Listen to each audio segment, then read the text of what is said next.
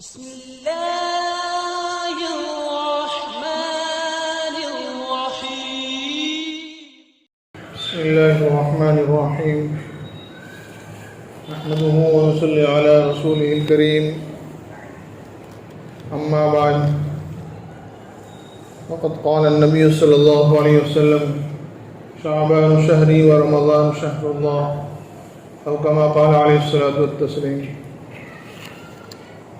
میرے محترم بھائیوں، دوستوں اور بزرگوں، گزشتہ جمعہ میں بھی شعبان کے مہینے کے اعتبار سے اور رمضان المبارک کی تیاریوں کے اعتبار سے کچھ بات چیت ہوئی تھی، اور یہ شعبان المبارک کا جو مہینہ ہے، اس کا یہ آدھا مہینہ اختتام پذیر ہے، پورا ہو چکا. اب 15ویں شعبان کی رات ہمارے سامنے آ رہی ہے، اور اس رات کے اعتبار سے بہت ساری چیزیں، بہت سارے اعمال واٹس ایپ کے ذریعے سے، فیس بک کے ذریعے سے، سوشل میڈیا کے ذریعے سے ہمارے سامنے آ رہے ہیں. اور خاص کر ایسی مبارک راتوں کے اندر اور کچھ ایسے مبارک مہینوں کے اندر ہر آدمی کے دل کے اندر کچھ کرنے کی، اللہ سے عبادت کرنے کی، کچھ اعمال کے کرنے کا ایک شوق، ایک جذبہ اور ایک ولولہ ہوتا ہے. تو ہر آدمی سوشل میڈیا کے ذریعے سے ملے ہوئے اعمال کو اپنا کر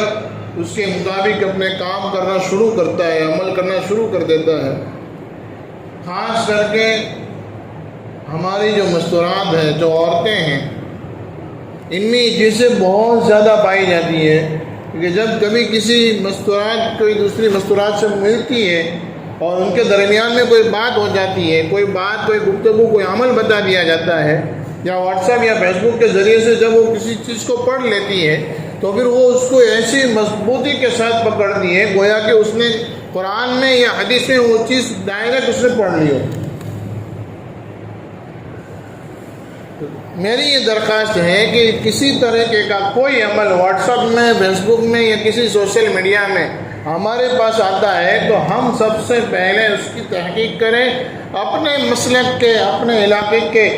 ایسے علماء کرام جس پر ہر کوئی اعتماد کرتا ہے، ان کے پاس جا کر اس کی پہلے ہم تحقیق کریں کہ میرے واٹس ایپ میں یہ چیز آئی ہے، یہ میسیج آیا ہے، یہ عمل بتایا گیا ہے، اس کی حقیقت کیا ہے، اس عمل کو کیسے کیا جائے گا. یہ بہت مشہور ہو چکا ہے ہمارے درمیان میں کہ کہیں سے کچھ مل جاتا ہے، ہر کوئی لے کے بیٹھ جاتا ہے. تسبیحات ہیں، کسی طریقے سے کچھ نماز کی ترتیبیں،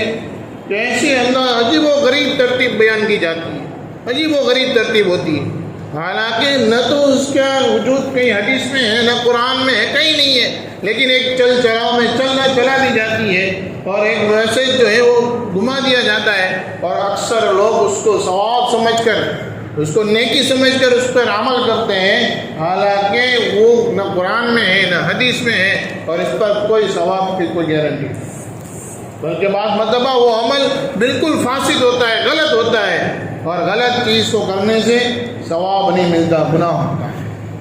اس لیے اس بات کی ہم تمام جو ہے وہ احتیاط رکھیں، اپنی مستورات کو بھی اس بات کی تاکید کریں کہ یہ مبارک مہینہ ہے، آج کی مبارک رات ہے، اور اسی طریقے سے آگے جو 15 دن ہے، پھر رمضان کا مہینہ شروع ہو رہا ہے. اس پورے مہینے میں کوئی عمل ہمارا علماء کرام سے پوچھے بغیر ہم نیا عمل شروع نہ کریں.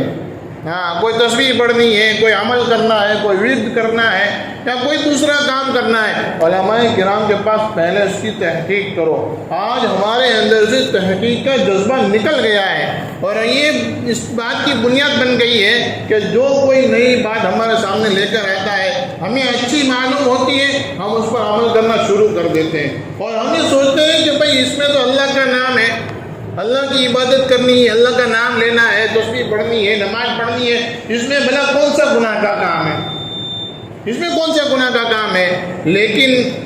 جہاں ہر جگہ پر اللہ کا نام ہوتا ہے، جہاں پر لیا جاتا ہے وہیں لینا چاہیے، جو اس کی تعداد ہے اسی مطابق چلنا چاہیے، حدیث میں جو بتایا اس مطابق کام کرنے چاہیے، یہ نہیں کہ بھئی ہمیں جو اچھا لگا، ورنہ نماز پڑھنا تو سب سے بہتر چیز ہے۔ اب کوئی آدمی یوں کہے کہ فجر میں 2 رکعت نماز ہے، اب میں 2 رکعت زیادہ پڑھ لوں، اس میں کون سا مجھے اللہ کے علاوہ دوسرے کا نام لینا ہے، قرآن ہی پڑھنا ہے، تسبیحات ہی پڑھنی ہے، 2 کی جگہ 4 پڑھوں گے کیا فرق پڑ جائے گا؟ تو میرے بھائیو دوستو بزرگوں، یہ جو ہے ہماری نماز فاسد ہو جائے گی، گناہ کا کام ہوگا، زیادہ اضافے کا کام ہوگا۔ تو یہی چیزیں ہر جگہ ہے، کوئی عمل جو ہے بغیر کسی علماء کرام کی تحقیق کے ہم شروع نہ کریں، ہاں، اور آگے فارورڈ بھی نہ کریں۔ اگر کوئی ہم سے ہمارے پاس کچھ بھیجتا ہے، ہم اس سے پہلے پوچھیں بھائی یہ تو نے کہاں سے لایا، یہ تو نے کہاں سے سنا، کہاں سے تو نے لکھا، یہ اس کی جو ہے اصل مجھے بتاؤ، اس کی تحقیق کی، یہ کہاں کی کون سی کتاب میں سے تجھے ملا، اس کتاب کا کیا حال ہے، اپنے علماء کرام سے جا کر اس کو پوچھیں۔ یہ ایک رواج بنائیں، اس کو ہم اپنی عادت بنا لیں کہ بغیر کسی علماء کرام کو پوچھے بغیر ہم کسی عمل پر، کسی نئے عمل کو اپنی زندگی میں داخل نہ کریں۔ میرے بھائیوں دوستوں بزرگوں، کوئی ملتا ہے بہت اچھی بات ہے، لیکن پہلے اس کی تحقیق کرو پھر عمل میں لے آؤ۔ مستورات کے اندر اس چیز کو خاص کہنے کی ضرورت ہے، کیونکہ گزشتہ سال میں بہت سارے لوگ ملے کہ یہ عمل ہو رہی ہے، یہ تسبیح ہو رہی ہے، یہ تسبیح ہو رہی ہے، اب اس کا کیا ہے، اس کا کیا ہے، لیکن وہ تو مہینہ پورا ہو گیا، اب کیا ہے بھائی؟ اس لیے پہلے تحقیق کریں۔ واٹس ایپ میں ابھی سے میسج گھومنا پھرنا شروع ہو چکا ہے، بہت سارے اعمال آتے ہیں، حالانکہ اس کی کہیں اصلیت نہیں ہے۔ اللہ کے نبی علیہ الصلوۃ والسلام نے ایک چھوٹا سا عمل کہ عصر کی نماز کے بعد، جمعہ کے دن عصر کی نماز کے بعد 80 مرتبہ درود شریف پڑھنے کا کہا ہے،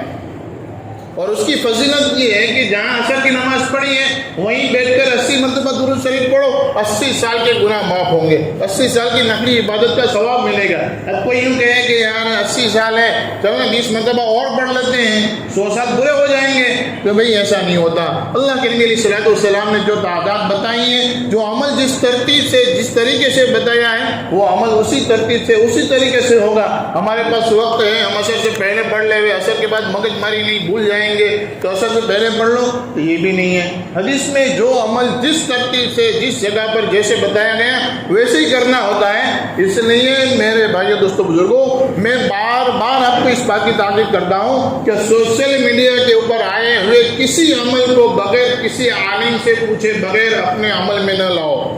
ہاں، فوراً ہمارا تو اوپر اللہ کا احسان ہے کہ ہمارے ہر گلی میں، ہر محلے میں کہیں نہ کہیں حافظ عالم مل جاتے ہیں، ہے بھائی؟ اگر کہیں نہیں ہے فوراً کسی بھی عالم کو فون کرو۔ بھاؤ نگر میں کوئی عالم ایسا نہیں ہے کہ آپ فون کرو اور یوں کہے کہ میں نے اس وقت میں فون پر جواب نہیں دوں گا، روبرو آؤ، کوئی نہیں ہے۔ ہر کوئی آدمی ہمارے فون پر ہمارا جواب دیتا ہے، یہ اللہ کا احسان ہے، اللہ کی نعمت ہے۔ میرے بھائیوں دوستوں بزرگوں، بغیر تحقیق کے کسی عمل پر ہم اپنی زندگی میں کسی عمل کو داخل نہ کریں۔ دوسری بات یہ ہے کہ یہ جو عبادتیں ہیں ساری نفلی عبادتیں ہیں، جیسے آج کی رات ہے، جو عبادت ہے سب نفل عبادت ہے۔ نفل عبادت جو ہے چھپ کر کرنی ہوتی ہے، چھپا کر کرنی ہوتی ہے، کسی کے سامنے ظاہر نہیں کرنی ہوتی۔ آج ہمارے پورے ہندوستان میں ایک ماحول گرما گرمی کا ہے، ایسے ماحول میں ہم جو ہے باہر ہوٹلوں میں اور باہر روڈ کے اوپر نکلنے اور ٹہلنے میں جو ہے اپنا وقت ضائع کرتے ہیں۔ میرے بھائیوں، ہم اپنی عبادت اپنے گھر میں کریں، بہت اہم چیز ہے۔ اپنی عبادت اپنے گھر میں کریں، نماز پڑھیں، تسبیحات پڑھیں، قرآن کی تلاوت کریں، دعا مانگیں، اپنے گھر میں کریں۔ اس کا دو فائدہ ہے، ایک تو یہ ہے کہ ہماری عبادت ہمیں پتہ رہے گی، دنیا والوں کو پتہ نہیں چلے گی۔ دوسرا فائدہ یہ ہے کہ ہم اپنے گھر میں رہ کر نماز میں، قرآن کی تلاوت میں، دعا میں اپنا وقت لگائیں گے تو ہمیں دیکھ کر ہمارے بچے، ہماری بچیاں، ہماری مستورات بھی اللہ کی عبادت میں منہمک ہوگی، شامل ہوگی۔ اور اگر ہم مسجد میں آ کر بیٹھ گئے تو پھر ہمارے گھر پر ہماری مستورات اگر جاگتی ہوگی تو کسی اور کام میں لگی ہوگی، اور اگر سو گئی ورنہ سو گئی تو عبادت سے محروم رہ جائیں گی۔ اس لیے میرے بھائیوں دوستوں بزرگوں، ہم اپنے گھروں میں اپنی عبادتیں کریں، باہر نکلنے کی ہم جو ہے فضا نہ بنائیں۔ حضور اکرم صلی اللہ علیہ وسلم جو ہے اس مبارک رات میں صرف ایک مرتبہ قبرستان گئے ہیں، اپنی زندگی میں صرف ایک مرتبہ قبرستان گئے ہیں اور وہ بھی دعا مانگنے کے لیے گئے تھے، تنہائی میں اکیلے میں بیٹھ کر اللہ سے دعا مانگنی تھی، اس لیے گئے تھے۔ تو میرے بھائیو دوستو بزرگوں، قبرستان میں جانا بھی کوئی ضروری نہیں ہے۔ اگر کوئی گیا چلا گیا کوئی بات نہیں، حضور ایک مرتبہ گئے ہیں چلا گیا کوئی بات نہیں، لیکن اس کو ضروری اور فرضیات سمجھنا کہ ایسا یہ بات مستقل اس کا ایک اہتمام ہوتا ہے کہ بھائی 4-5 آدمی 10 آدمی ساتھ میں مل کر چلے گئے قبرستان میں، یہ کوئی تفریح کی جگہ نہیں ہے۔ قبرستان جو ہے وہ عبرت کی جگہ ہے۔ تو میرے بھائیوں دوستوں بزرگوں، قبرستان میں اگر ہمیں جانا ہے، ہم اپنے اعتبار سے اکیلے چلے جائیں، اپنے چھوٹے بچوں کو بچیوں کو، بعض ساتھی جو ہے اپنی لڑکیوں کو بھی قبرستان لے کر جاتے ہیں کہ چل بیٹا تو بھی ساتھ میں چل لے۔